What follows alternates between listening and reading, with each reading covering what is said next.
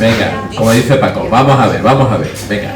Pues bienvenidos, bienvenidas a esta nueva confabulación, que lo que pretendemos es, por este ambiente acogedor, cálido, pues conversar con personas que nos ofrecen miradas distintas, miradas desde, no sé si desde la atalaya, como puede ser el caso del productor y director José Antonio Ergueta, al que agradecemos enormemente pues que haya aceptado nuestra invitación a esta confabulación. Pues buenas tardes, buenas noches, Antonio. Pues José Antonio es productor y director de cine, y vamos a hacer una pequeña semblanza rápida, y empezaremos porque en el encabezamiento de su Instagram hace esta declaración de intenciones: narrar, disfrutar, entender quizá y entretener con suerte, historias y vida. El productor y guionista y director José Antonio Ergueta recibió en este año el premio al talento andaluz que el Canal Sur otorga en el marco del Festival de Cine de Málaga, como reconocimiento a su trabajo cinematográfico, impulsando el sector, especialmente el del documental, y por potenciar a través de una escritura audiovisual muy personal y una cuidada elección de temas y personajes protagonistas, la revalorización de nuestro patrimonio artístico e histórico. Con esta semblanza, José Antonio, ¿tú te sientes muy identificado? Bueno, es la típica cosa así. Esto es sí. Es la típica. Sí. No desde el único Sí. A ver, estas son las cosas de los electroduendos. Ahora, sí, creo que sí. Sí. ¿Me se oye o no? No, sí, ahora sí. ¿Ahora sí? Sí. Bueno, tú haces ahí la magia. Si no, yo tengo voz, creo, y me viene bien proyectar un poco. Ahorita el micrófono aquí. Estas son las cosas de los electroduendos. Sí. Sí. Bueno, yo estoy encantado de estar esta tarde aquí con vosotros. Tiene su punto gracioso, que se hagan cosas diferentes para encontrarse y contarse las cosas más cerca, ¿no? Esa fue la típica descripción formal. Es verdad que yo me he dedicado mucho a temas históricos y culturales desde el punto de vista patrimonial. No sé si era una cosa buscada, porque no es que tuviera una vocación, pero cuando hemos seleccionado unos cuantos trailers para poner hoy aquí, trailers para que fuera ligerita la sesión, solo hay una cosa que, si no nos hemos aburrido mucho, veremos 8 minutos seguidos. Pues es verdad que el hilo, el leitcomún que tú mismo has visto, va en una serie de historias y personajes. No te voy a desvelar lo que tu tesis, pero sí va en eso. Entonces, eso también da un poco más la oportunidad de hablar de las cosas, que no sea solo la obra de no sé quién, ¿no? Pero bueno, sí, hay algo de verdad. Entonces. Y dentro de esta semblanza, indica pues tu especialización en el documental, y el documental de donde pues se revaloriza el patrimonio histórico.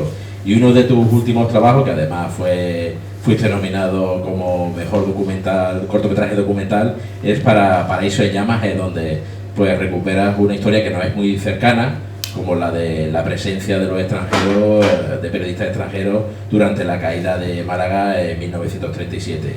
Y si te parece bien, pues vamos a verlo y luego hablamos. Vamos a ver el tráiler de Paraíso en Llamas.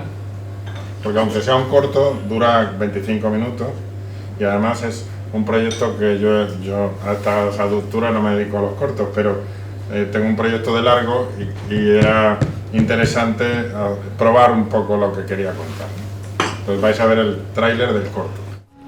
Mi nombre es Gerda Grep y soñé una revolución.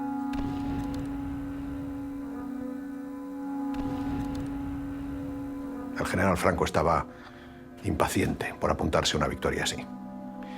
Y también lo estaba el Corpo Truppe Volontarie que Mussolini había enviado desde Italia. Yo estaba cada vez más convencida de que todo estaba perdido. Varias veces intenté enviar telegramas a mi periódico, pero era imposible saltarse la censura de la República. Nada de lo que entonces pude oír o ver me hizo sospechar el desastre que se avecinaba. Dejad las armas, seguid el ejemplo de vuestros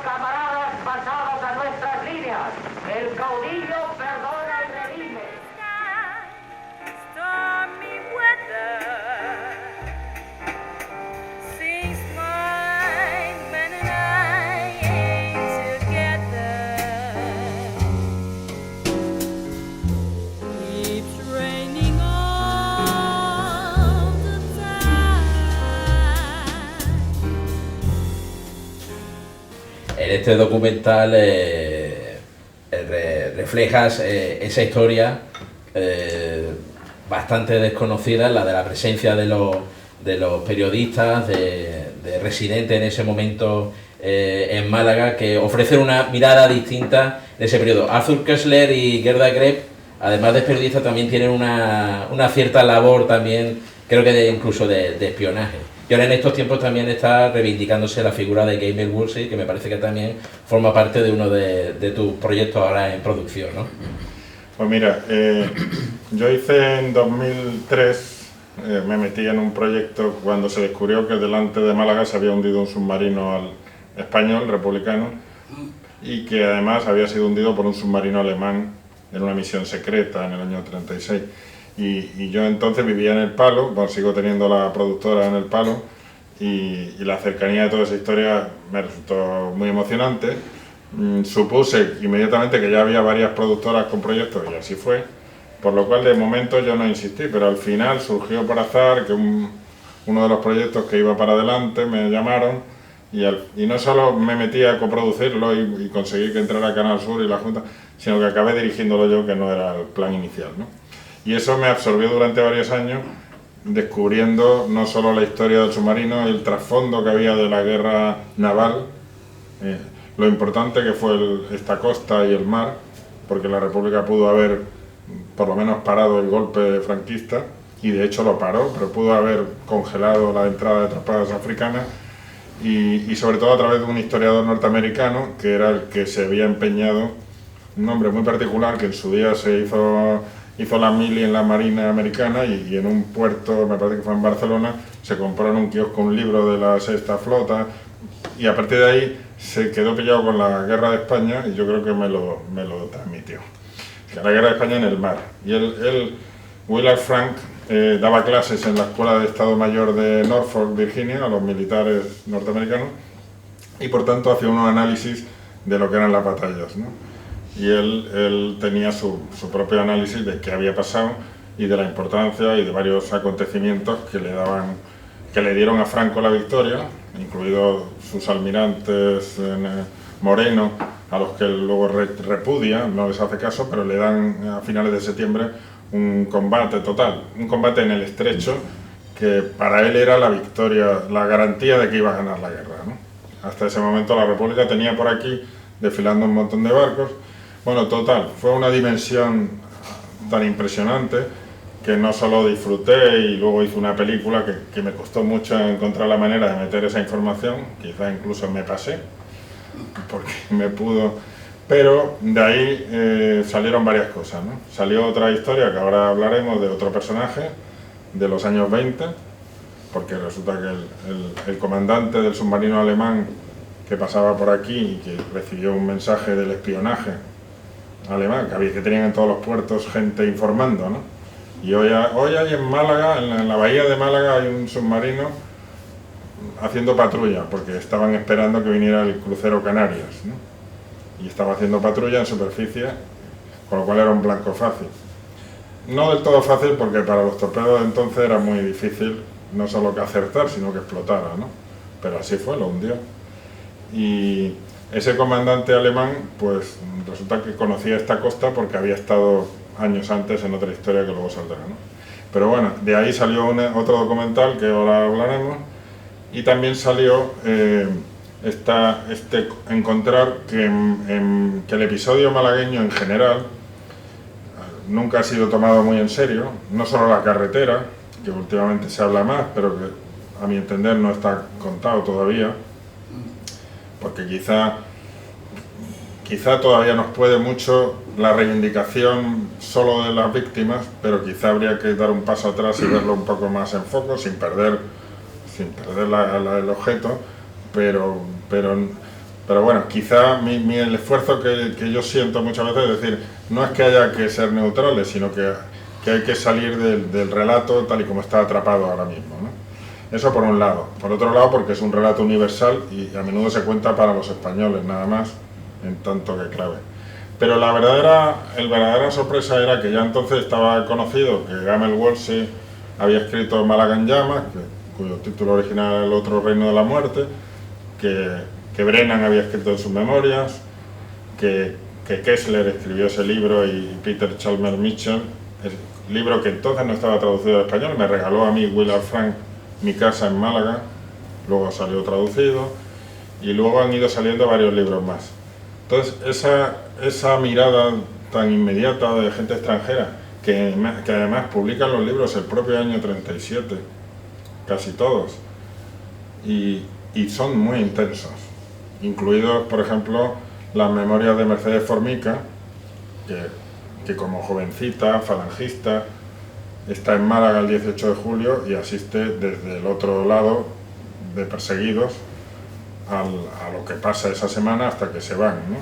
Luego escribe la novela Monte de Sancha, que es muy recomendable, pero en la forma en que ella, Gamel, Peter incluso, hablan de la violencia extrema que se produce en una ciudad dividida y donde los demonios se sueltan, la forma de narrar esa violencia es la que me atrapó y me llevó a hacer esta película. Ahí quedé atrapado cuando hice Operación Úrsula en el 2005, que lo rodé, y todos esos años lo he ido, claro, quedé un poco empachado de guerra civil, la verdad, pero y asumiendo que cualquiera que varias veces se ha hablado de proyectos, ¿no? Pero dije, vale, yo todavía no había dado con la fórmula, ¿no?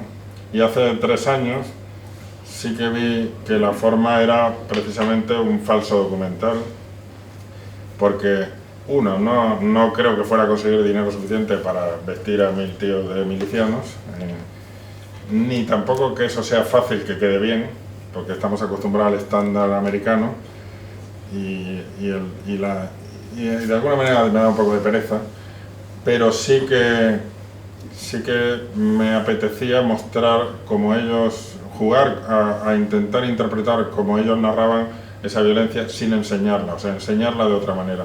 Y eso es lo que estaba investigando en el corto y ahora debería estar ya rodando el largometraje que está preparado con 8 personajes, porque también hay una oficial rusa que viene con los asesores soviéticos y escribe sus memorias. El primer capítulo es hasta que salen de Motril, o sea, que narran el paso por aquí. Luego hay un periodista italiano, que en realidad resumo varios, y bueno, tengo hasta 25 personajes, pero nos hemos quedado con 8 para la película, y lo primordial es decir, el episodio fue más impactante de lo que parece. En aquel momento incluso hasta Bertolt Brecht escribió una obra de teatro sobre la carretera, pero hubo muchísimos poetas que escribieron porque fue, digamos, la primera capital que cae y es la conciencia de la batalla comunismo-fascismo. Pero los dos bandos taparon todo este episodio porque ninguno de los dos salía muy bien parado. La República porque fue un abandono total y de hecho en la carretera creo que hay una responsabilidad enorme de los mandos republicanos que abandonan la ciudad sin decir nada y se corre el rumor y permiten que 100 y pico mil refugiados salgan por rumores en vez de haber organizado una evacuación, incluso una capitulación. Es decir, pues tengo aquí 100.000 personas, no las voy a abandonar. No, salieron a la francesa, vamos, una cosa vergonzosa. Cuando luego pasa la tragedia que pasa, claro, es fácil señalar a la otra parte porque fue un crimen, que también la otra parte no tuvo ningún rubor en aquel momento en publicarlo en prensa, ¿no? Que habían atacado a las columnas que huían, sobre pretexto de que eran soldados, ¿no? Que no había casi.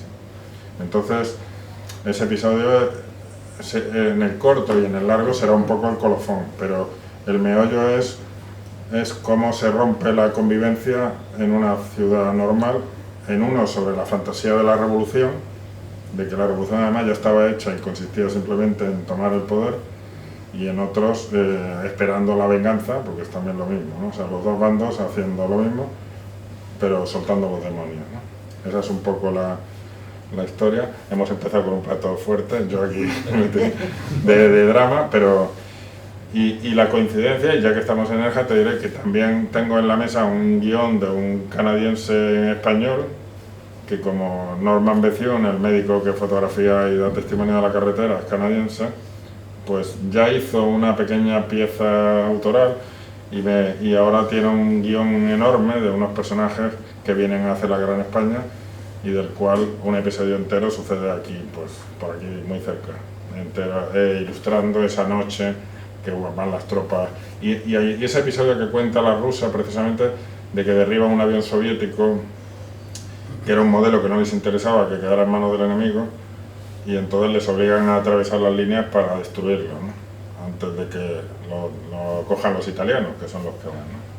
Por lo que estás comentando también, tu documental, al ser nominado, supongo que también ha tenido una visibilidad, porque bueno, supongo que también el objetivo es pues crear memoria, mantener en la memoria estos hechos históricos. ¿Qué repercusión has visto tú o qué recepción has visto cuando has mostrado esta historia fuera del ámbito un poco pues más al público general, ¿no? Es decir, cuando ya pues lo llevas, no sé si es que son estas historias un poco de la periferia, y cuando las muestras, como tú estás comentando, el Guernica o las grandes batallas, la batalla del Ebro, Teruel, Guadalajara, cuando le muestras esta historia desde otro punto de vista, ¿qué recepción has tenido? Pues mira, no sé qué decir, porque se me ocurren... A ver, yo creo que en general, yo lo que intento trabajar sobre lo sensible, diría, lo humano, y por eso mi propuesta va por tener actores haciendo de ello. En el corto, al final, claro, como son los cortos, al final queda muy dinámico, y elegí la secuencia de la huida, o sea, de los últimos días en Málaga, que ya están para salir. Y evidentemente tenía más acción y por eso funciona mejor. Pero tienes razón en dos cosas. Una, que los del norte siempre son mejores con el marketing y aquí somos un desastre, con lo cual Málaga y todo lo que pasa en la carretera quedó también pasado página, porque enseguida sucedió Guernica y resultó, se convirtió en mito. Hay quien dice incluso que Picasso empezó pintando la carretera y no. Bueno, fuera eso o no fuera, el hecho es que ni aquí supimos vender, digamos, para que trajeran tropas para defender, pero que luego no se supo contar la historia, y también cayó muy pronto y la guerra fue muy larga. Las historias del sur cuestan más de creer, y luego yo, pues con este esfuerzo de que no me caigo de ningún bando, esto vende poco. Sí, porque eso también te iba a comentar tengo que hablar con mi productor, porque en estos temas que aún siguen siendo tan sensibles, que no deberían levantar tantas ampollas, pero por un lado, supongo que por un lado te pedirán un compromiso extremo y explícito político, o un distanciamiento como aquello de la equidistancia, ¿no? No, mira, nadie te pide nada porque la censura funciona más fácil que eso. Quiero decir, cuando tú para hacer el proyecto lo llevas a la tele, lo presentas ayudas, etcétera, ¿no? Yo he hecho el corto, entre otras cosas, con un esfuerzo mío, porque he conseguido dinero, he conseguido cosas, pero es un corto que siempre es como más ligero, y tuve la suerte de que llegó hasta la nominación del Goya, que es excepcional. O sea, que llamó mucho, está en Filming, tuvo muchísimas visitas. No se ha puesto en muchos festivales, curiosamente. También es verdad que no solo me salí en el tema temático, sino que como no acaba de ser ni documental ni ficción, se quedó un poco ahí. Entonces, para los festivales de documentales un poco convencional, y bueno, pero yo no le daría a eso mucha importancia. Sí es cierto que tanto en el tema de la guerra como en otros temas facilones, por hablar así rotundamente, últimamente parece que si no te posicionas claramente. Y yo creo que no solo es una cuestión ideológica, sino que la creación tiene que ser no solo libre, sino que tiene que despegarse de panfletos. Necesariamente, ¿eh? Piensen lo que piensen. Quiero decir que precisamente lo que me interesa es la ambigüedad, y que cada uno haga un juicio de todo, porque en realidad no hay buenos ni malos totalmente en casi nada. En la producción de los documentales estás comentando que van surgiendo hilos, en la propia investigación van surgiendo temas, como en el caso del submarino Úrsula, que viendo documentación saltas a otro tema por un párrafo que aparece. A la hora de plantearte la producción, ¿siempre estás abierto a esos nuevos descubrimientos? ¿Estás a la caza o vaya con una tesis ir con una tesis te ayuda o te encajona demasiado? No, mira, no, en los temas no hay una tesis, en el sentido, a veces hay un poco tesis, a ver, esto es una paradoja. La valoración de que un personaje, un tema, a lo mejor en la historia del submarino es demasiado evidente, aparece un submarino ahí, pero aún así a la televisión tú le presentas un guión o algo que se le parece, ¿no? Es un guión. Pero sí una memoria de qué líneas vas a investigar y de qué trata y qué estilo tiene, etc. Entonces, ¿qué ocurre? Todo en cine también es muy azaroso. El documental es precioso porque se escribe 3 veces. Una antes, cuando tú vas a ver gente y de repente algo que no le condiste mucho valor se te revela, alguien que te parecía insustancial te da mucha información y otra persona que parecía tener mucho que opinar no te dice nada, por lo que sea, o porque no tenía nada que contar o porque en ese momento de su vida. Y luego cuando se rueda, luego vas, consigues dinero, que lo difícil del cine es que el dinero lo tenemos que conseguir antes sobre papeles, ¿no?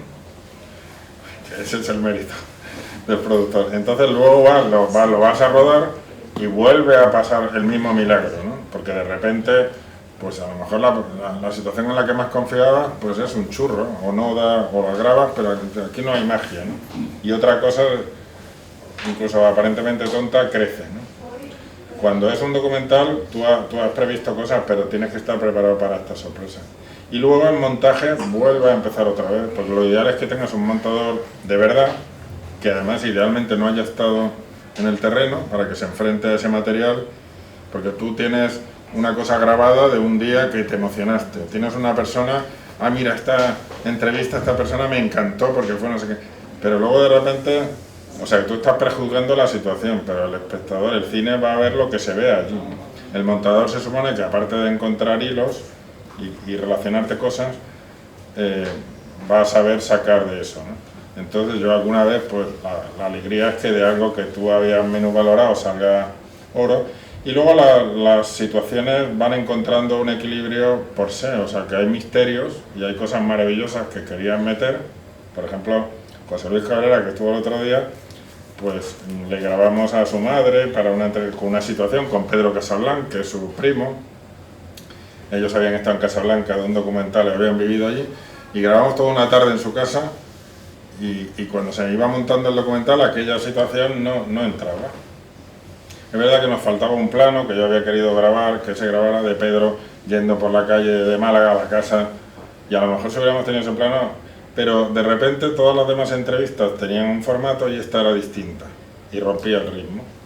Entonces en montaje, en cine, en el cine en general, igual que pasa en teatro, en las artes que dependen de un tiempo, no son la literatura, que es otro sistema, el ritmo es lo más importante. Entonces si el ritmo falla, el montador también es esa visión de decir, si quitas esta secuencia, aporta, no pasa nada y sin embargo si la metes da un bache, pues fuera, ¿no? Y yo en ese caso era el productor, le insistí. Luego a José Luis le costó entenderlo, le dije, mira, hemos intentado por todos los medios meterla, no funciona. Y va contra la película, ¿no? La película tiene vida propia cuando está, igual que la investigación, ¿no? Que a veces también te revela cosas en el camino. En el caso de ahora el trabajo que estás de producción con Caleta Palace, ¿en algún momento has sentido la pulsión de decir, esto se contaría mejor desde la ficción que desde un documental? Porque te permite llenar esos huecos en blanco que a lo mejor te crean o construye mejor el relato, ¿no? Se dice que una novela puede contar mejor una situación histórica que un documento.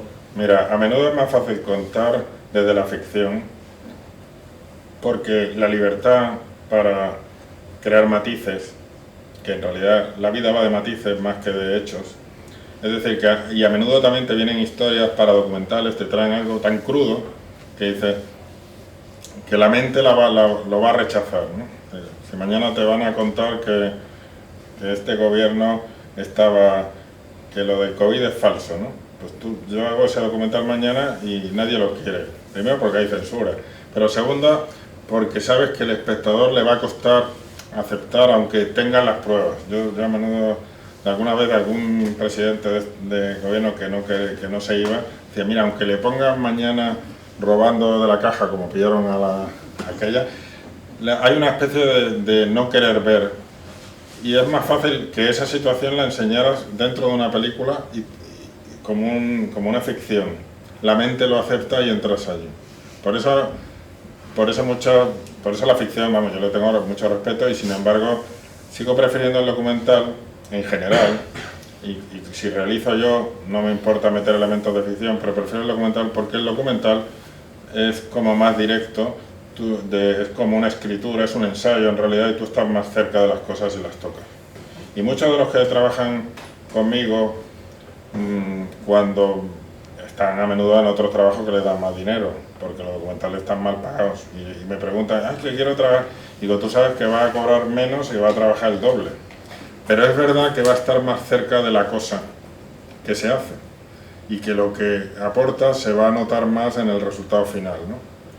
Los que trabajan mucho en la tele o en publicidad, pues trabajan, a menudo hay unos presupuestos en publicidad para tener la última máquina, todo un despliegue, pero al final saben que son una piececita dentro de un engranaje, que al final luego van un día y ven en la tele o en el cine lo que han hecho y no saben dónde quedó, ¿no?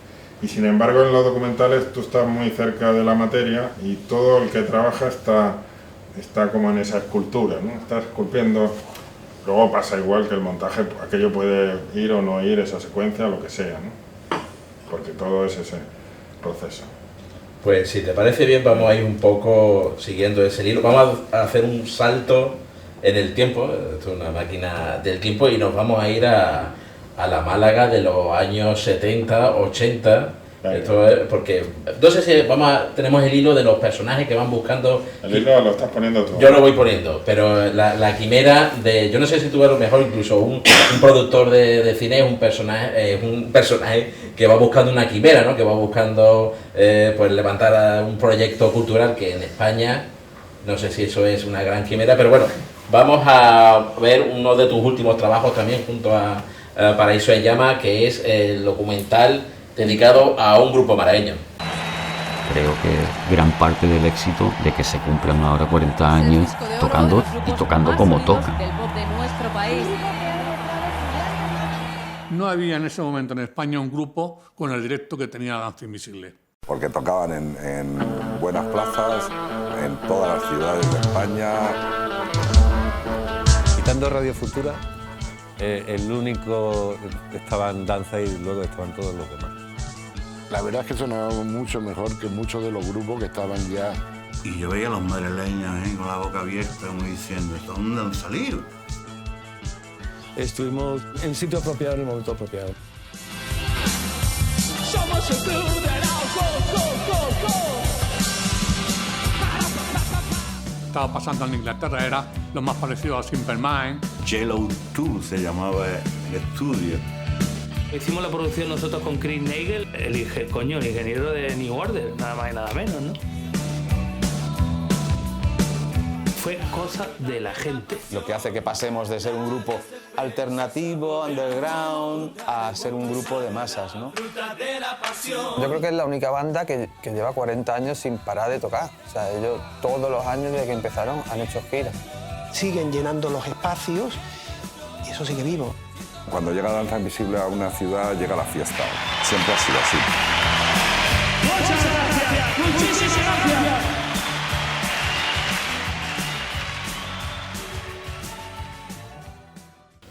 Pues hemos saltado 40 años hacia adelante, ¿no?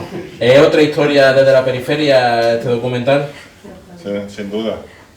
O sea que estas tesis que dicen que han borrado la movida salió para borrar todo lo anterior, ¿no? Pues mira, Danza Invisible es muy prototípico de la Costa del Sol, ¿no? Porque ellos no se han dado importancia. Hubo un momento ahí que lo cuentan en la película que en Madrid llegaban y iban muy chulitos porque habían pegado un pelotazo, ¿no? Pero en el fondo, cuando este documental nos lo propuso un melómano de Málaga, que además había escrito sobre ellos en un libro que hizo Javier. Javier le encargaron un libro sobre el pop y el rock de Málaga, que se ha agotado pero que es muy recomendable. Es un libro así grandote con muchas fotos En Wallapop se puede encontrar, hasta hace poco estaba por ahí, que la han vendido ya, porque iba a comprarlo yo, pero se me han adelantado. Pues si lo pilláis, está muy bien, primero por lo que cuenta, que toda la evolución de los 50 al 2000, pero luego además Javier ahí, la verdad es que es muy generoso y habla de todos los compañeros bastante bien.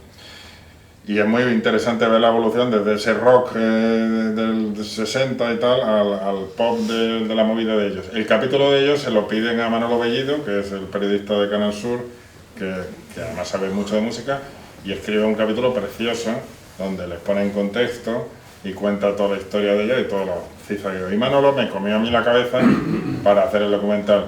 Yo sabía de entrada que la historia de Danza Invisible no iba a ser fácil de vender porque aunque ellos caigan bien, es que le pasa lo que nos pasa a lo del sur, ¿no? Que es que cae bien, pero luego dicen, vale. Por eso te pregunto lo de la periferia, es decir, la movida madrileña ha sido contada muchas veces desde muchos puntos de vista y sin embargo los movimientos, si acaso a lo mejor Galicia, pues Vigo, pues sí, ha tenido un movimiento, o a lo mejor el rock radical vasco han tenido eso, pero sin embargo aquí en el sur como que no ha tenido un narrador, lo comentábamos también anteriormente, La Costa del Sol no ha tenido esos cronistas o esas crónicas que hayan puesto en valor pues, su historia, ¿no? Sí, le ha faltado. Hombre, Televisión Española ha hecho varios reportajes de La Costa del Sol, no están mal. Y hay literatura, pero falta esa historia. Hay pedazos, hay películas donde hay trozos. Yo creo que sí que falta la historia que cuente eso. Yo venía trabajando con Regina Álvarez, que es también como yo malagueña, también estudió en Madrid, se quedó allí con la tele, también hicimos los dos, coincidimos en los 80 en Madrid haciendo videocreación y yo me quedé ahí, ella hizo más televisión y luego pasaron años y hemos ido coincidiendo. Entonces, con Regina había hablado mucho de hacer algo que contara la Costa del Sol, precisamente, desde la arquitectura sobre todo, que ese es el tema que tratasteis el otro día, pero es verdad que ese asunto siempre pensábamos en algo grande. Entonces cuando Bellido me propone este tema, yo le digo, hombre, quizá no nos quepa todo, pero algo de la Costa del Sol, de todo ese rollo, de ese momento y de dónde viene eso, lo podemos hacer. Tan es así que empezamos a trabajar en algo tan amplio que evidentemente no iba a poder ser, porque eran demasiadas cosas. Y Danza Invisible, aunque tampoco tenga tantas historias, porque tiene una ruptura, y en el fondo los narradores necesitamos que haya un relato, ¿no? Una catástrofe, un drama. Entonces, es más, al principio ellos decían, no, lo de la ruptura no nos interesa. Y digo, pero es que, ¿cómo no vamos a contar la ruptura? Cuando tú ves un documental de un grupo musical, lo que quieres saber es cuando se pelean, porque todos se han peleado, ¿no? Sí, sí. Entonces es una ruptura que siguen siendo amigos, tienen más o menos sus broncas, pero solo fue una ruptura, ¿no? Y bueno, una ruptura de peso, ¿no? Porque la de Teixido es una ruptura un poco... Teixido es el que se inventa el grupo. El ideólogo, en cierto modo, y no sé si es el que da el salto, porque bueno, hay una ruptura también de estilo dentro de Danza Invisible, que pasa de las influencias del pop británico a los sonidos caribeños, ¿no? Pues te puedes imaginar lo que opina Teixido de eso, ¿no? Pero bueno, no, fue bonito reunirles, no se ha hecho el documental para reunirles, al documental le pasó de todo, Regina empezó dirigiéndolo, luego se le activó un cáncer que había tenido, total, que al final me he tenido que meter yo a terminarlo, y al final, a pesar de todos esos vaivenes y el COVID por medio, o sea, es que empezamos a grabar justo, hicimos una fiesta en Málaga, en la Cochera Cabaret, pues, reuniendo a toda la gente de la movida, justo días antes del confinamiento, ¿no? O sea, una cosa... Y luego, cuando se salió del confinamiento, Danza, que no ha fallado de tener conciertos todos los veranos, giras todos los veranos desde el año 82, que se dice pronto, pues ese ha sido el único año que nos han dado. Se iban cancelando todos los conciertos por razones evidentes, con lo cual no podíamos grabarles. Cuando ya lo reactivamos, recuperamos lo que faltaba por grabarles, que eran las entrevistas, y al final el documental se escora un poco a una idea menos dinámica, entonces cosas también por dinero, de lo que iba grabando Regina, pero más en lo humano, y cuando lo veáis, porque se puso en el Festival de Cine una versión inacabada, para emocionarles a ellos, tal, estábamos terminando, lo hemos terminado en verano, se va a estrenar el mes que viene en el Festival de Almería, y luego habrá un evento en Málaga. Luego enseguida lo va a poner en la tele porque nos hemos retrasado tanto que ya las fechas de la tele, así que si los que vengáis al evento en Málaga bien, los que no, pues seguramente Canal Sur lo ponga en Navidad o primero de año. Y luego Televisión Española pondrá una versión en Imprescindibles, pero será una versión menos divertida, más informativa, ¿no? La que ponga Canal Sur es más interesante porque dura 80 minutos y entra no solo en la movida de la pelea de ellos, que evidentemente había que contarla y además es muy divertida, sino que entra en de dónde sale, cómo se forma el grupo. Y en el fondo, al final, está bien lo que preguntas, porque esa vocación de contar una historia desde lo humano y al corazón hace que sea menos glamuroso, o sea, menos épico, y por tanto vende menos, así hablando en plata, porque podríamos haber hecho una cosa mucho más épica y aparente, pero al final es más directo y en el fondo se parece a la sinopsis que escribimos en el primer dossier, cuando os contaba que era decir, después de estudiarle mucho, decir, pues en el fondo son 5 amigos de Torremolinos que siguen siendo amigos, ¿no? O sea, se rompieron de uno, pero los dos tienen, porque hay que ser muy amigos para seguir haciendo giras en furgoneta por toda España, ¿no? Aguantarse con 60 tacos, cruzar España en furgoneta para tocar por la tarde y no sé qué, y seguir tocando y las canciones de hace 20 años, ¿no? ¿Y qué diferencia a la hora de abordar los temas de la guerra civil y Danza Invisible encontraste? Tú decías, tiraste, por ejemplo, más complicado tirar el relato oral en un relato relacionado con la guerra civil que sobre Danza Invisible, pero es decir, ¿tuviste la tentación de basarte únicamente en la guerra civil? No, en el relato oral, en el caso de Danza Invisible, con lo que tiene eso de fabulación y de que cada uno cuenta su historia según le convenga? No, porque no era tan... Es verdad que a mí en lo personal te diría, claro, el cine que hago, la elección de los temas, hay dos cosas. Una, ese aura de ese personaje, que era un poco lo que tú vas a ir contando, pero en realidad el foco lo pongo en las personas, porque al final tú vas a construir una historia. En este caso, fíjate, ya solo ellos eran 5, más los varios que están alrededor, más otros músicos de Málaga.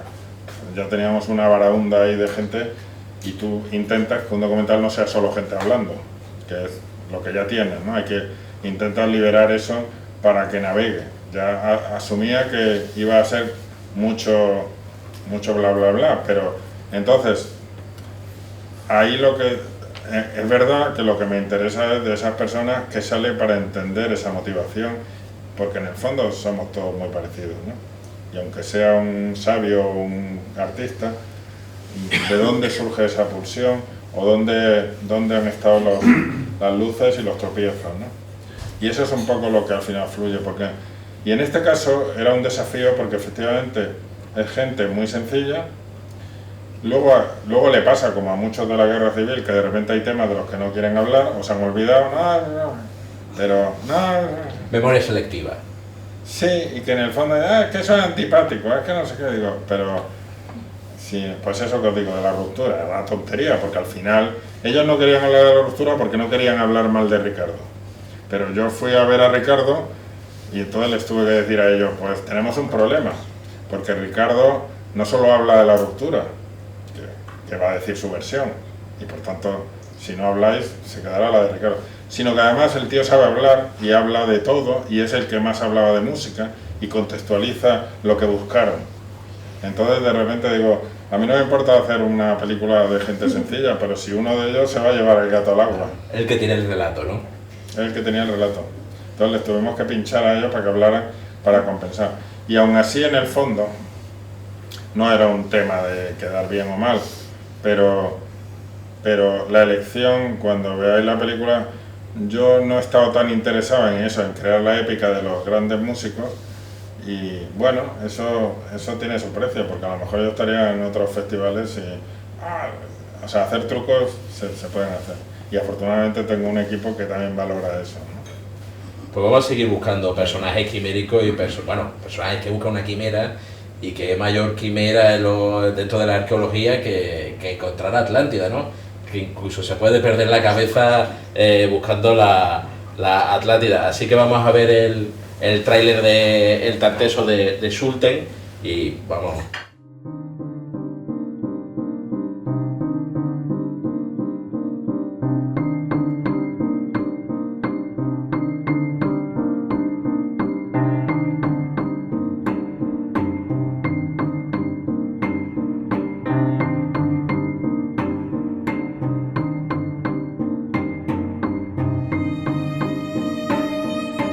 Estamos en un momento que todo el mundo está buscando paraísos perdidos. También Schulten, quiere dar el paraíso perdido, quiere dar la primera civilización de Occidente, ¿no?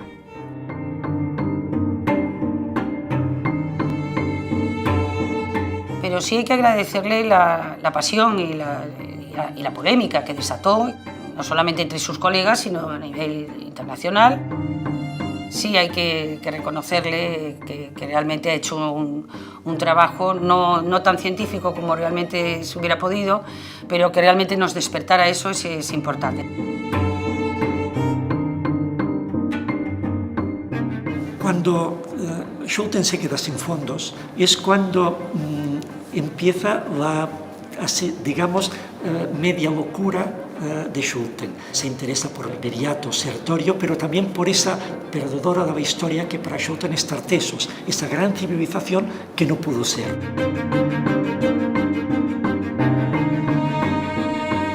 Tuvo que intervenir el duque de Alba para hacerle ver que iban a hacer una excavación y podían hacer un gran descubrimiento arqueológico, lo cual sería para España en ese momento tendría un impacto en la comunidad internacional muy importante. La gran genialidad de Schulten, descubrir que aquí había habido un reino importantísimo. Claro, él quiere descubrir algo que le dé esplendor a toda su investigación, y es lo que no consigue. Busca la ciudad quizás de una forma obsesiva.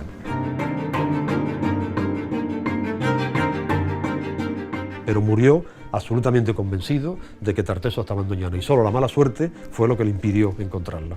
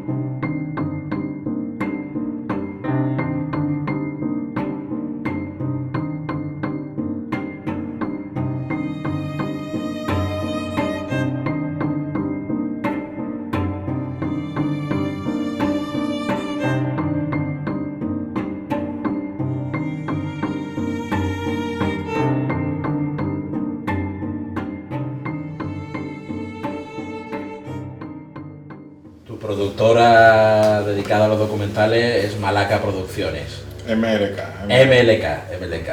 Es decir, que tenéis el nombre fenicio. El nombre fenicio de Málaga. Tenéis una vocación desde vuestra base, un interés especial por la arqueología y el patrimonio histórico. Claro, por eso, yo constituí la empresa con 2 arqueólogas, las personas, pero yo que había empezado en Madrid en la videocreación, como he dicho, y ya hice una transición, el primer documental que hago es un abordaje a la guerra civil de los niños de la guerra, los niños de Rusia, en el año 91, y ya hago una transición hacia una narrativa un poco más libre, pero con fondo de investigación, cuando años después vuelvo a Málaga, hacemos esta empresa. La verdad es que el azar es muy curioso porque es el primer historiador que sale, Fernando Wulf, que vive por Benagalbón y está grabado ahí en el alto de Almayate, que se ve abajo Torre del Mar. Él le propuso a la universidad un proyecto en el año 97, que yo había pedido una sala de edición para hacer un trabajo para mi hermana, que es psicóloga, y montarle un vídeo para orientar a padres.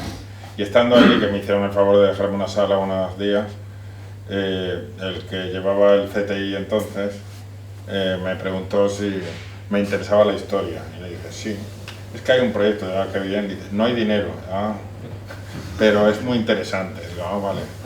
Y yo piqué y le dije, bueno, pues pásame el dossier, ¿no? Y me pasó el dossier que le había hecho Fernando Wulf, que yo no le conocía. Fernando Wulf había hecho un libro muy bonito para Librería Poroteo, el primero que hizo aquellos que regalaban, que se agotó. Yo lo tuve, ya no sé si lo di o lo perdí. Y es un historiador, es historiador de historiadores, o sea, hace historiografía, ¿no? Y es un tío súper serio y uno de sus temas era fenicios, que le interesaba especialmente historia antigua. Pero él, yo me vi con él y le dije, mira Fernando, me he leído lo que has propuesto. Los guiones trataban de todos los yacimientos fenicios que hay aquí en este litoral, sobre todo desde Torre del Mar para acá, ¿no? Le digo, hombre, los guiones, a mí me interesa mucho el tema, los guiones son muy malos porque no es lo tuyo. Pero él había metido unos articulitos que había escrito divulgativos y bueno, pues me permití el lujo de decir eso porque estaba lo otro, que había unos artículos divulgativos, otros incluso de coña, había escrito una historia de una pieza arqueológica inventada y a partir de ahí unas especulaciones y le dije, hombre, a mí todo esto me parece que tiene un potencial mucho mayor porque yo me he leído ahí la historia de los fenicios como si fuera ahora y lo que les pasaba a los fenicios es exactamente lo mismo de ahora, ¿no? Tenían allí una economía muy organizada, pero de tan bien que funcionaba, quemaron el mercado, se cargaron los árboles del entorno, la naturaleza cambió, la economía se arruinó porque ya todos necesitaban vender a otros, entonces se expanden a Chipre, de ahí a Túnez y acaban aquí, que llegan a un sitio parecidísimo a aquello y vuelve a pasar lo mismo, en poco tiempo cortan los árboles, en fin. Y digo, entiendo lo que le pasa, cómo eran los fenicios y entiendo el presente a través de los fenicios, ¿no? Total, a partir de ahí empecé a hacer un proyecto. Yo entonces todavía no estaba establecido en Málaga, estuve un año fuera escribiendo y volví por ese proyecto. Cuando volví además pensé que lo iba a producir la universidad, ahí divagaban y fue ahí que conocí a estas arqueólogas, en una de ellas acabé montando una familia. Ella ya tenía un hijo, o sea, de repente yo era empresario, pasé de tal a ser empresario, padre de familia, en un mes casi. Pero lo interesante es que ese proyecto, que yo lo titulé MLK, acabó dando pie a la empresa.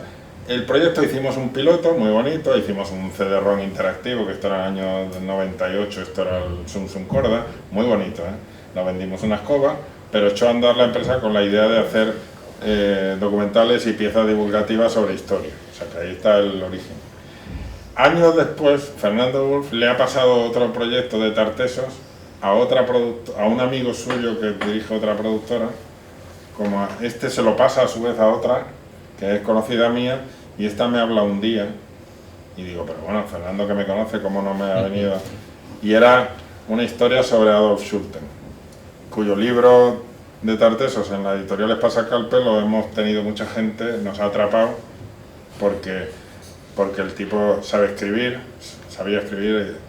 relacionaba la antigüedad y relacionaba pues Platón, la Biblia, los viajes griegos y toda la etimología para ubicar. Él Schulten hizo una cosa maravillosa, que se empeñó en encontrar Tartesos, se empeñó en ser como Schliemann, que había encontrado Troya, y España estaba virgen en ese momento, años 20, y él viene desde Barcelona hasta Huelva, en cada puerto y playa, buscando ubicar, siguiendo los relatos de un griego, Colaios, que había viajado en el siglo VII a.C., y pretendiendo, y por un lado es una temeridad, porque se le va la pinza, Pero por otro lado el tío tiene instinto y sabe leer en el paisaje, que entonces no estaba tan construido, era más fácil, y entender claves, y acierta. Pero se le va la mano porque no solo se empeña y mueve cielo y tierra para excavar en Doñana porque tiene que aparecer, sino que es que no encuentra nada, pero es que él saca el libro antes de excavar, ¿no? O sea, y tiene una praxis un tanto... su ética a la hora de atribuirse... Saca el libro antes de excavar.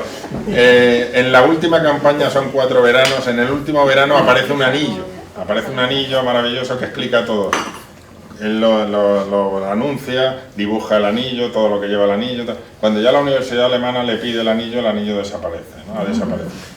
Entonces, él previamente, lo cuenta el documental, él ha ido a Numancia, y entonces es verdad que él encuentra los campamentos romanos, pero él se atribuye el descubrimiento de Numancia. Cuando está allí Alfonso XIII con un monolito, inaugurando un monolito, que está allí y dice, no, es que yo he descubierto Numancia y lo publica. Claro, eso es una temeridad que el mundo científico le va a pasar factura.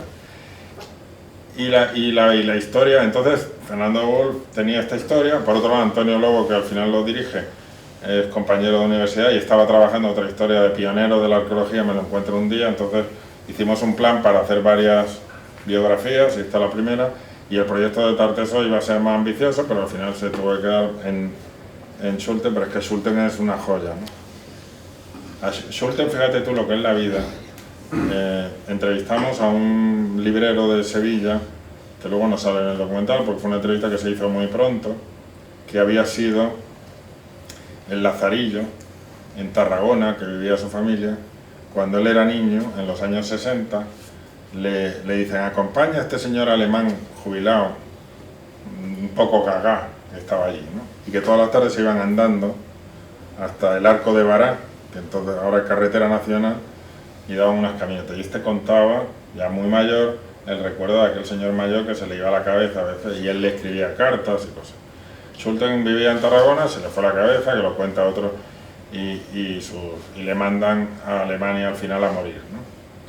Pero en ese momento, mientras él está allí, en Sevilla, en Camas, aparece el tesoro de Carambolo, que es justo un tesoro impresionante de oro para colocarse en el cuerpo de una mujer, que es parecido al tesoro de Troya que Schliemann le puso a su mujer turca, con la que se casó un poco para resolver la papeleta, y la vistió y le hizo una fotografía que es un icono mundial de ese arqueólogo que se apropia del pasado que obsesivamente busca, ¿no? Y si hubiera encontrado o hubiera aparecido el Carambolo en vida, imaginaos, ¿no? Lo que hubiera sido este hombre que nunca encontró Tartessos porque se obsesionó con un sitio que probablemente sea un error. Pero muchas cosas tenía... No, además que también ahí en el documental se muestra las dificultades que tiene económicas y financieras a la hora de llevar adelante, que incluso puede tener, lo que tú estás comentando, trazar paralelismo con la actualidad, ¿no? Porque en la actualidad estáis vosotros también, vais a volver, tenéis un proyecto en marcha en cuanto a en el origen Tartessos, ¿no? Y también en los últimos tiempos también hay una reivindicación, como te estoy comentando, en toda la costa para recuperar los estudios, para que están un poco ahí en barbecho, parados. ¿Cómo ves la dinámica de la actualidad a la hora de...? Yo afortunadamente no soy arqueólogo, puedo hablar más desprendido.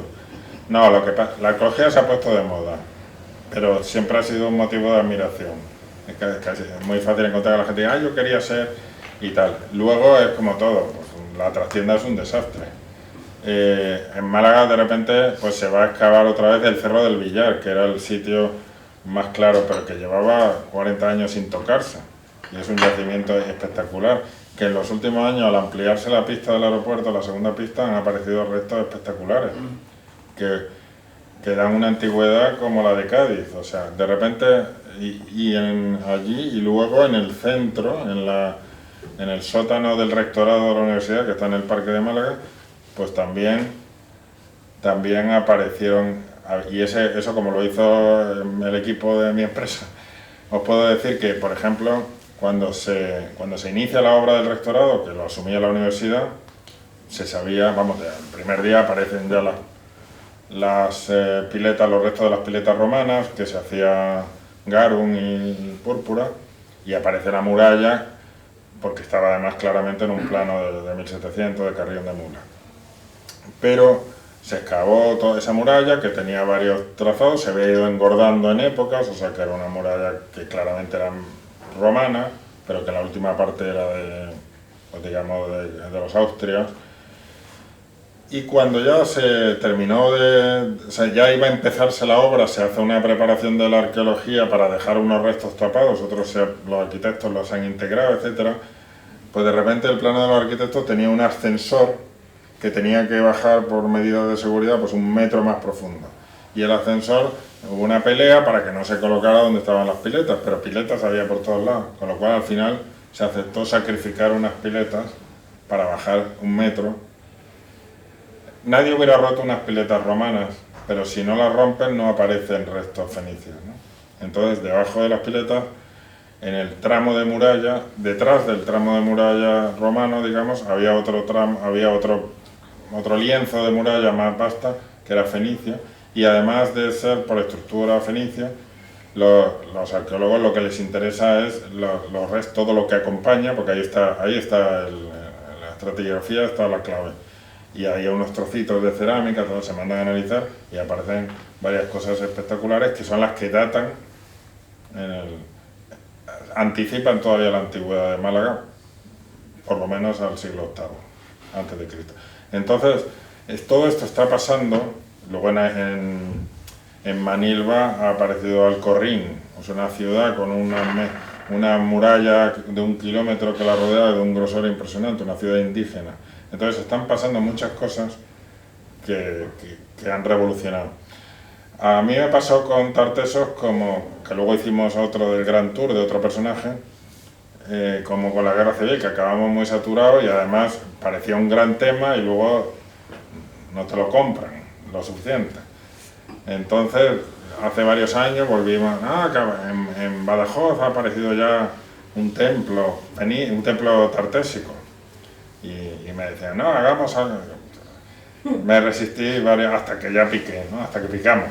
Entonces, de repente nos hemos metido, porque uno de los arqueólogos que solía ir del CSIC dirige esa excavación, realmente lo que ha parecido espectacular, y le hemos propuesto, esta vez se ha entrado a Televisión Española, más modestamente, Canal Sur le hemos convencido para que sea un documental y una miniserie, porque lo que está pasando ya a partir de ese templo donde aparecen 52 caballos sacrificados y llevan 2 años sin excavar, pero todavía van a aparecer un montón de cosas, es que realmente es una civilización sofisticada, fusión de Oriente y Occidente. O sea, tiene mucho que ver con el Tartesos de Schulten, pero va apareciendo poco a poco, ¿no? ¿Y entiende las instituciones el valor que tiene una producción documental a la hora de la divulgación, de llegar al gran público? Es decir, incluso cómo plantearos desde los historiadores, arqueólogos y vosotros los creadores audiovisuales, cómo hacer atractivo, llegar al gran público un tema que en principio es tan apasionante. Mira, ahí seguimos siendo muy catetos y colonizados, y si a la vez aparece National Geographic, como ha aparecido, pero ya la otra vez cuando hicimos ese documental, estaba el equipo allí en Doñana y nos enteramos que están en Doñana, y además que va a venir un equipo americano a grabarle.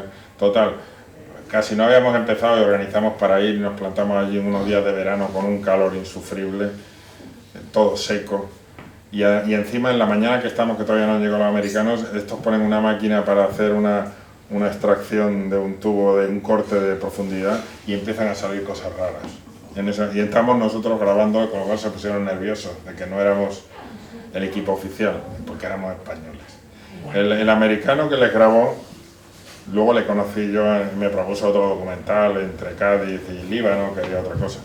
Pero cuando por fin sale ese documental, que lo repite de vez en cuando la 2, y por supuesto los canales temáticos, se toma ciertas libertades. Tantas libertades que acabaron en portada del Mundo el CSIC denunciando a este tío, ¿no?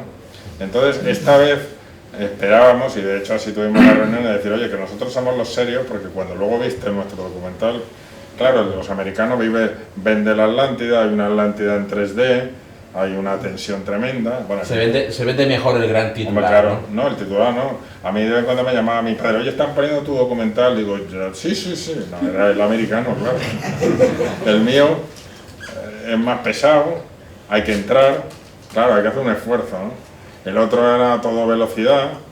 Oye, en medio de la velocidad había una escena acojonante donde estaban todos en Doñana, pero el que es el americano, el narrador, el vendehumo, se agacha, está hablando a cámara y de repente se agacha y dice, mira, aquí tenemos una estatua de la diosa Isis. Esto rodeado de arqueólogos españoles, claro, todos acojonados mirando. O sea, esos son los documentales que venden, desgraciadamente. Que no quiere decir que no haya sitio para otras cosas, pero desgraciadamente es un país que le da antes facilidades a National Geographic para que haga todos los permisos antes que a otro local. Pero bueno, ahí estamos, peleamos.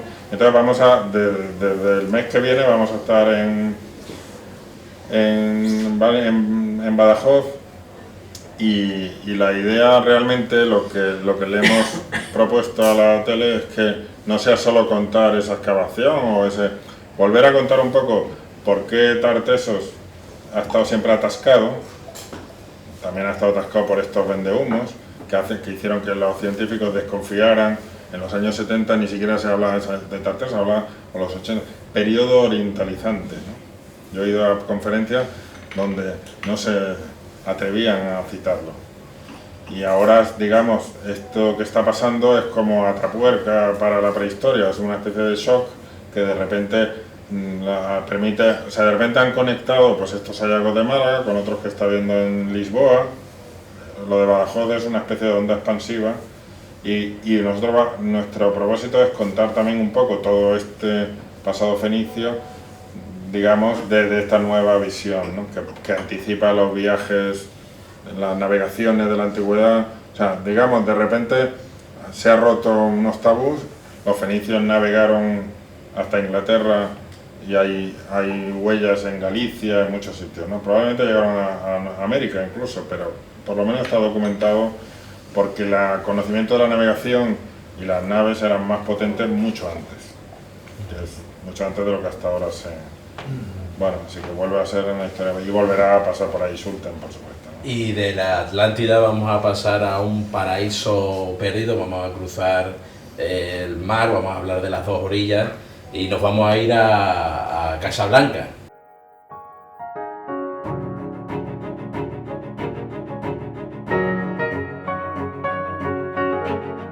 Casablanca es un paraíso que nos tocó perder y lo perdimos para siempre. Como consuelo nos queda un recuerdo donde la ciudad brilla tanto bajo el sol que hay que cerrar los ojos para creerlo. Todos los casablanqueses, todos, tenemos ese recuerdo de Casablanca y ese amor por Casablanca. Nos queda un poco esa cosa de que no pudimos quedarnos, no pudimos decidir quedarnos.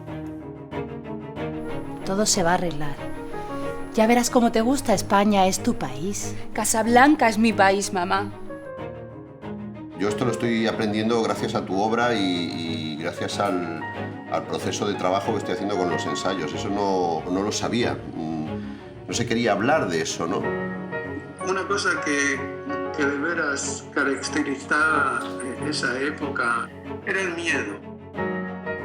Es grave, imagínate que te echan de tu vida, de tu país, de tu ciudad. Ese país ya pertenece a la juventud marroquí. Yo creo que estuvimos allá, aprendimos a soñar para escapar. Quelque chose de especial. Casablanca, c'est un rêve, un sueño. No se puede describir Casablanca.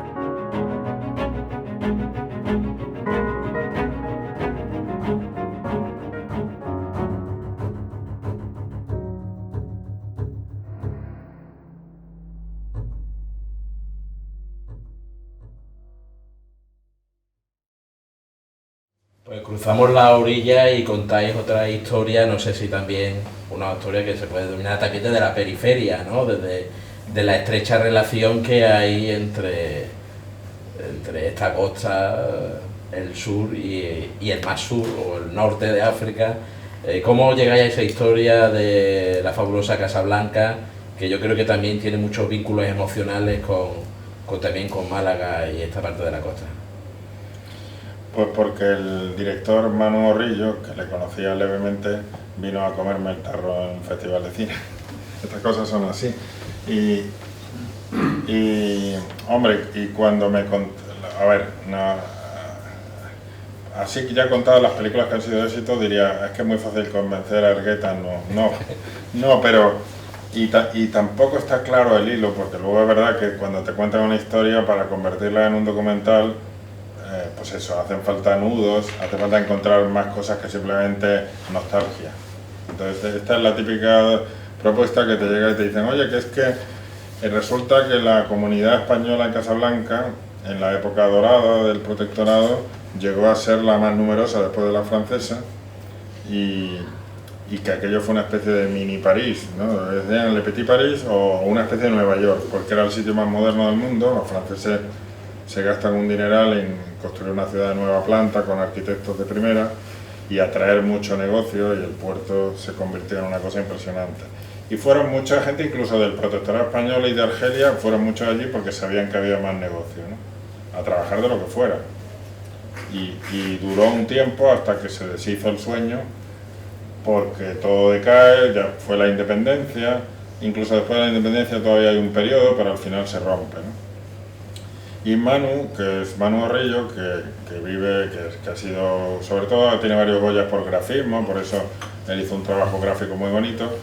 Él es nacido allí, igual que Pedro Casablanc, que se llama Pedro Ortiz, pero que es primo de José Luis Cabrera.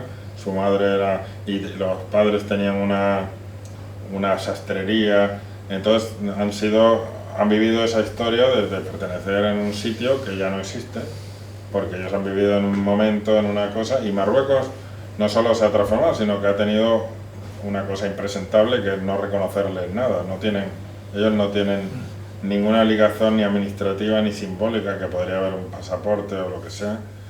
O sea, que esto en algún debate, si ha habido alguien que ha dicho, hombre, y aquí acogemos a todos los que vienen y se le dan la nacionalidad, y allí no han sido capaces de hacer nada con la gente que ha nacido y criado y se ha dejado allí el pellejo, ¿no?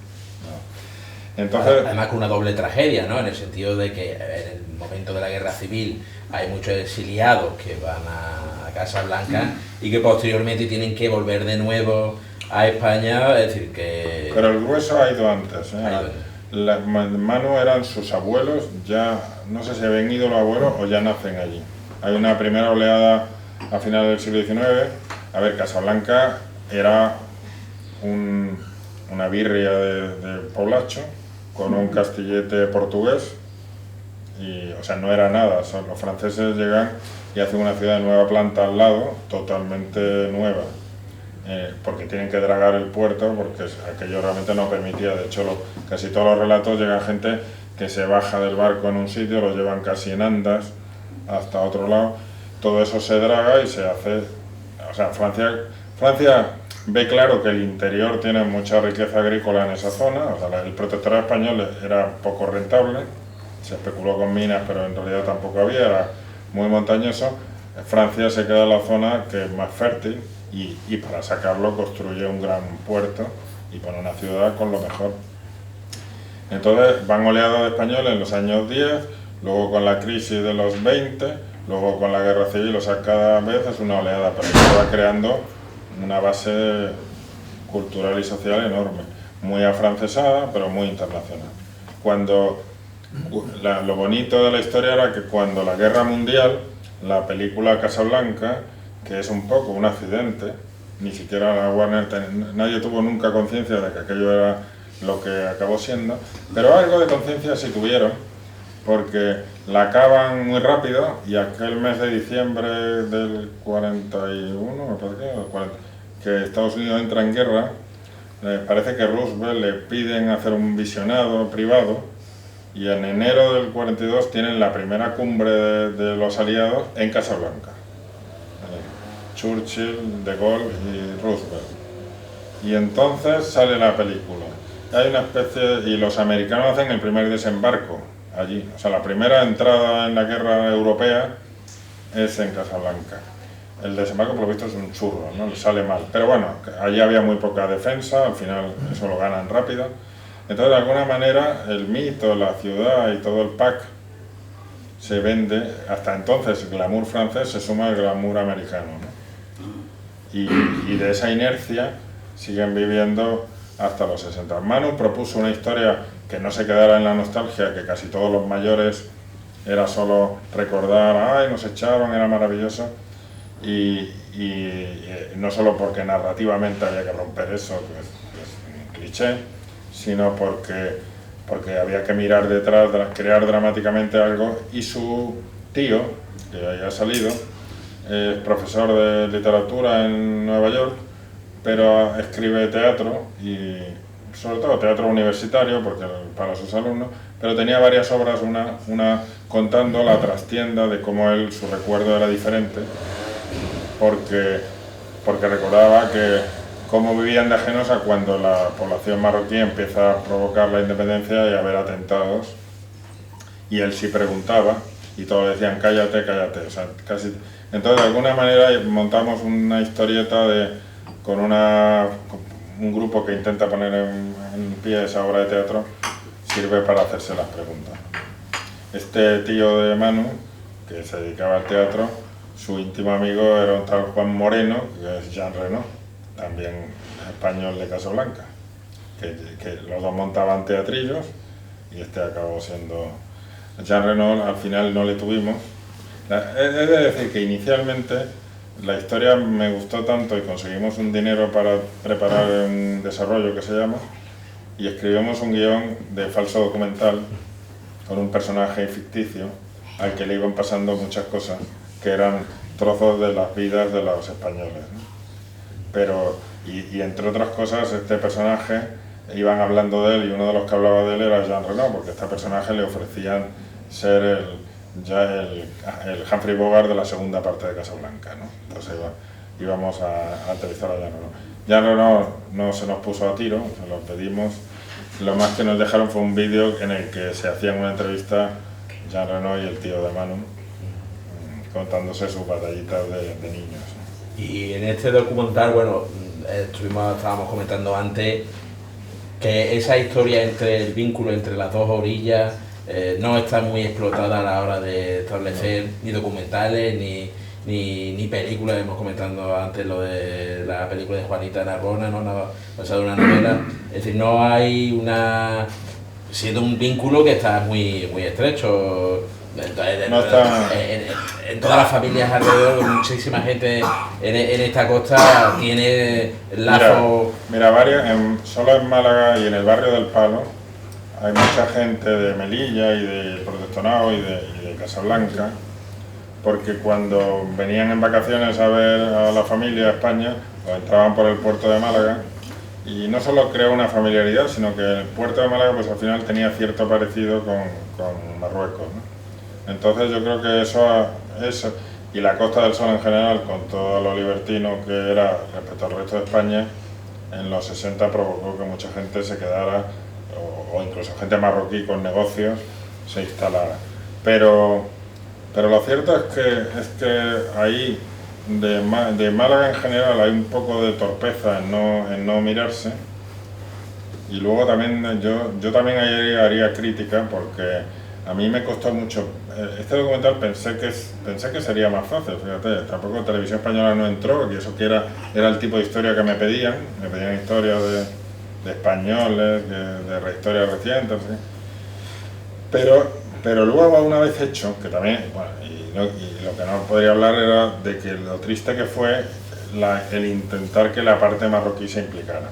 Y ahí sí que tengo que decir que aquí la gente podrá ser muy crítica con la llamada memoria histórica, que yo también soy crítico, pero lo de allí es un desastre completo.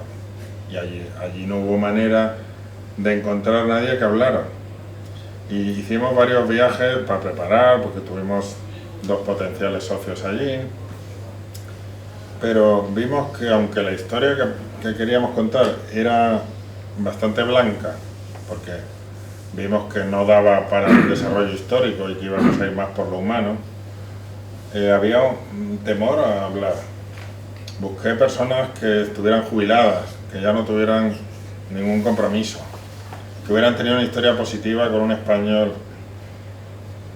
Y un día ya en una revista de historia como las que hay aquí, que además presumía ahí de ser bastante moderna porque había publicado cosas avanzadas, sin censura, acá es una dictadura, pues que tuvimos una reunión, pues lo mismo, era todo era muy frustrante porque a pesar de todo esto decían, mira, tenemos la televisión pública de Andalucía, no sé qué, nada, no había. Y ese día, de repente el de la revista, que no nos ayudó, pero nos dice, viene ahora Alilam Red, ¿no? Este periodista marroquí, pero que está casado con una española, me parece, que vive en París, que ha estado preso varias veces, pero como le han dado unos cuantos premios, pues tiene cierto reconocimiento y se mueve tranquilamente. Y llegó él, como si fuera español, efectivamente, porque me acuerdo que venía hasta con un par de manchas en el jersey y se sentó así normal, cosa que nadie hacía, y nos dijo, no vais a conseguir a nadie. Todo el mundo tiene miedo. Y fue así. Teníamos permiso del ministro de Cultura, llegamos muy alto en muchas cosas. La ruptura, al final, primero porque es un país que, claro, no ha contado su historia reciente, hay una especie de rencor contra Francia, pero en este caso era, incluso decíamos, desde la óptica española. Pero claro, muchos españoles contaban la verdad de ese momento final. O sea, nosotros quisimos montar una crítica en las dos direcciones, porque el recuerdo de los españoles es que, aunque cuando la independencia, Mohamed V todavía continúa esa, digamos, situación internacional, luego Hassan II ya hizo varios decretos y en uno de ellos obligó a que todas las empresas estuvieran participadas por marroquíes en más del 50%. Entonces, el que tenía un taller de coches, de lo que fuera, pues al día siguiente o tenía mucha confianza con un gerente o con un empleado para ponerle, algunos hicieron eso, pero claro, la mayor parte de ellos, y los empleos, ¿no? Una de las entrevistadas, porque trabajaba con Iberia, era empleada de Iberia, llegó y se encontró que la habían echado, y pues es que hemos tenido que poner una marroquí. Entonces mucha gente, el propio padre de Manu mal vendió los negocios, las casas se fueron, mucha gente se fue ya por temor, sacando el dinero en negro, porque además el que decía que se iba a ir se le presentaba un inspector de Hacienda y de repente se quedaba sin nada. Claro, esa parte, si la sacábamos así a bote pronto, quedaba. Aunque sea verdad, que antes me preguntabas por eso, quedaba aquello a la altura de una alpargata, porque fue así.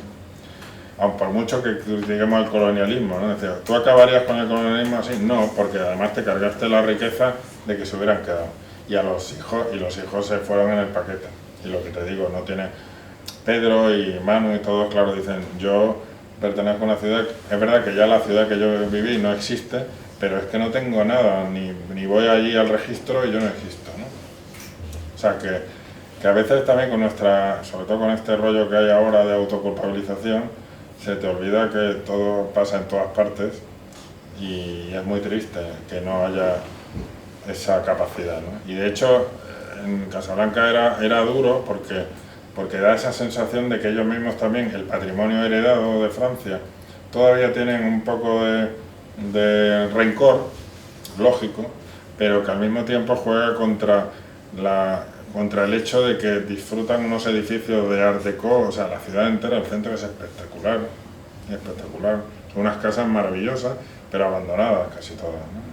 Por familias que o no tienen dinero, y sobre todo aquí nos quejamos, pues no hay ninguna cultura ni conciencia de que vives en un edificio especial, ¿no? Sino ella la sensación, bueno, es una habitación y además encima es francés, ¿no? Entrevistamos a un arquitecto de la Asociación de Patrimonio, o sea, porque claro, vienen haciendo muchas campañas para que la gente tome conciencia de que vive en una ciudad que quería declararse Patrimonio de la Humanidad. Y tendría razones para serlo, ¿no? Pues lo hemos enrollado tela, ¿no? Hemos tocado muchos temas y que muchos más que se nos quedan en el tintero, pero como tu lado de pues, tu productora, producciones transatlántica, donde te vuelcas en la ficción, con la que ha producido Sin Fin, que estuvo pues nominada a la mejor dirección Nobel en el año 2018. Y bueno, para un poco ir terminando, pues en qué proyecto estáis, porque hace poco se anunció, bueno, hace nada, se ha anunciado, no sé si se puede hacer oficial, estáis en los proyectos de documental Tartesos, está con Caleta Palas, es decir, tú sigues buscando tu quimera, ¿no? No, lo que ocurre es que debo estar loco porque para el sufrimiento que es esto y el poco dinero que da en comparación con el esfuerzo es tremendo.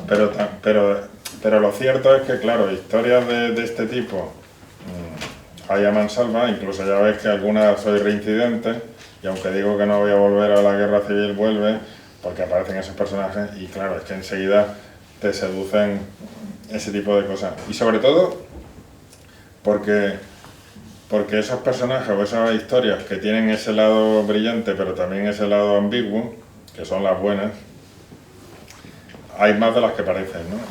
Y esas son las que de verdad te atraen como narrador. O sea, yo creo que desde el punto de vista humano, porque son más reales que las que es simplemente un héroe o un malvado. Por ejemplo, cuando hicimos el Tartesos, Fernando, que habían pasado todos esos años, Fernando Wolf, el historiador que os había hablado, había escrito una biografía de Schulten y la introducción a su libro más potente. Y entonces me pasó aquello, que eran 100 páginas, era maravilloso. Pero hablando con él, básicamente estaba, desde su punto de vista de historiógrafo, estaba empeñado en desmontarlo, ¿no? O sea que, digamos, todo era crítico. Y yo le dije, hombre, Fernando, no vamos a hacer una película para poner a un señor verde. Y encima a un señor que no lo conoce casi nadie, ¿no? O sea, voy a poner verde a Kennedy, voy a descubrir que era o tal, o a quien sea, pero a un desconocido y solo... Es decir, y fue un poco al revés, le dije, para hacer la película no solo tenemos que ponerle bien, sino que de alguna manera hay que enamorarse de ese señor, aunque sea un capullo, que en cierto modo lo era, porque era un soberbio alemán que iba con ese aire de superioridad y tal, pero hay que encontrar ese sitio donde tú entras a él y a sus razones, aunque sea un dictador, y una vez dentro lo puedes desmontar. Pero sea documental o sea ficción, solo de verdad te vale la pena si nos enamoramos.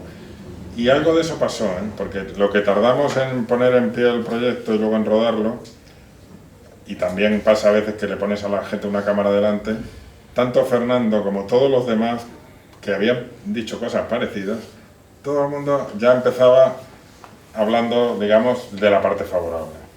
Luego ya a partir de ahí venía el criticar y desmontar, ¿no? Al personaje, como su ego o tal, como la falta de disciplina, porque se saltaban las cosas, y su maltrato y su fantasía. Pero claro, eso te interesa a partir de que tú has entrado en la mirada, y porque la mirada algo vale la cabo. Yo dije, hombre, si tú has escrito 100 páginas, no es un gilipollas, ¿no? Evidentemente, si le has dedicado tantas horas de estudio, aunque te parezca, porque además le tenía desmontado desde la óptica del nacionalismo de los años 20, del nacionalismo alemán, de la búsqueda, buscaban un origen de Europa que no fuera semítico. O sea, el Tartesos para él era el origen occidental, llamémoslo blanco, cristiano, de Europa, y era o sea, había muchas capas detrás. Pero para llegar a eso, que a mí me vale la pena, hay que entrar al mundo del personaje, sea quien sea, aunque fuera el mayor dictador, primero porque seguro que hay algo ahí, si no, no habría llegado. Y segundo, porque ahí todo el mundo va a empatizar, aunque te moleste un poco, porque habrá un espejo donde mirarse y entonces sí lo puedes romper. Y jugar con las piezas y encontrar en qué medida vale la pena. Pero hay que desprenderse de prejuicios e incluso tener un punto favorable. Pues ese sería el mensaje de esta noche. Pues nosotros te agradecemos mucho tu presencia, esta conversación en torno a tus trabajos sobre la historia, sobre el patrimonio histórico, cómo enfocáis vosotros vuestra búsqueda, vuestra investigación. Se nos han quedado muchísimos temas, Magnate, Horacio Echevarrieta. Os recomiendo que busquéis en Filming su trabajo. os recomiendo Filmin, que es una plataforma que está muy bien con unos contenidos con un precio muy bueno para... muy bueno ahora con el Black Friday. Me parece que hacen una oferta y muy variado entre tus trabajos. Y bueno, iremos siguiendo tus producciones, que me parece que son apasionantes. Y nada, agradeceros a vosotros este ratito que hemos echado aquí juntos y emplazaros para el próximo, que será el 11 de noviembre. Tendremos el Día de la Librería, que tendremos a Justo Navarro con la presentación de su última novela, Bologna Boogie. Os lo recomiendo, una novela de detective situada en la Italia de 1947, y además, como si ya conocéis a Justo, será un encuentro muy divertido y apasionante en torno a la literatura. Pues nada, emplazado quedáis. Muchas gracias.